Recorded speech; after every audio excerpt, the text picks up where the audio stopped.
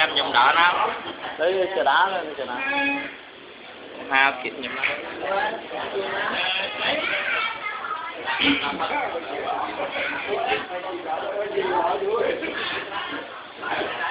mấy mầm bánh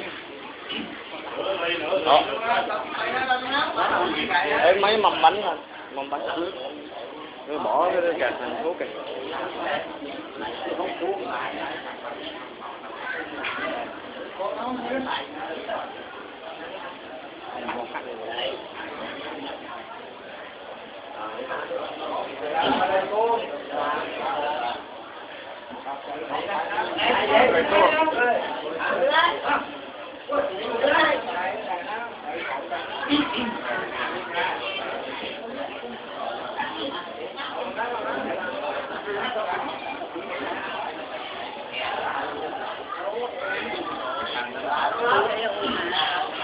Ô trang sức